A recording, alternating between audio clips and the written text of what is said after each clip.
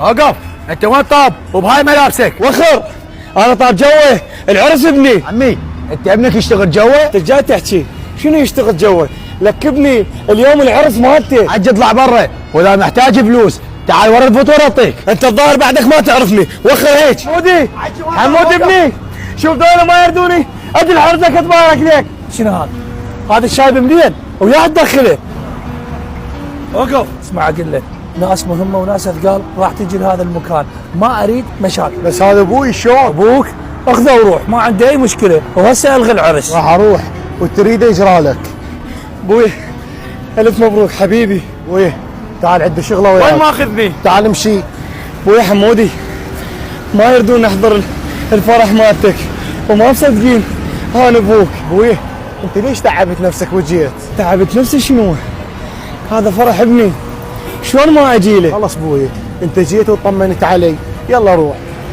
ما احضر عرسك؟ ابوي هاي الناس مو مثل طبعنا. الله يسامحك ابني، الله يسامحك.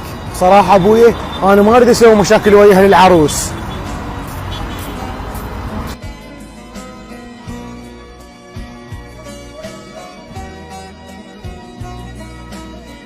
ها سويت مثل ما قلت لك؟ ماكو شيء، عبالي ابوي يجي واحد هنا يوميا يدور صدقات. عبالي، لان انا جبتك من الشارع وطفت عليك، وانت تعرف الناس اللي راح تجيني كلها ثقالي ومفوله، وما اريدهم يشوفون هاي المناظر.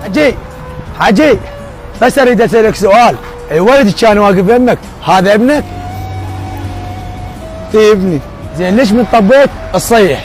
لك هذا وليدي بس كسرني، لك ابني جيت طول عمره اتخيل يحرس قبالها، لك جاب عرسه يطردني.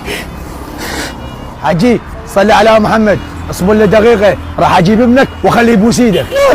لا اترجاك، انا ما اريد اخرب عرسه واسوي له مشاكل، هذا اول وليدي لي ويحرس، لا اترجاك لا. حجي انا ما راح اسوي مشاكل، اعرف ايش راح اسوي، وراح اخلي ابنك يرجع لك.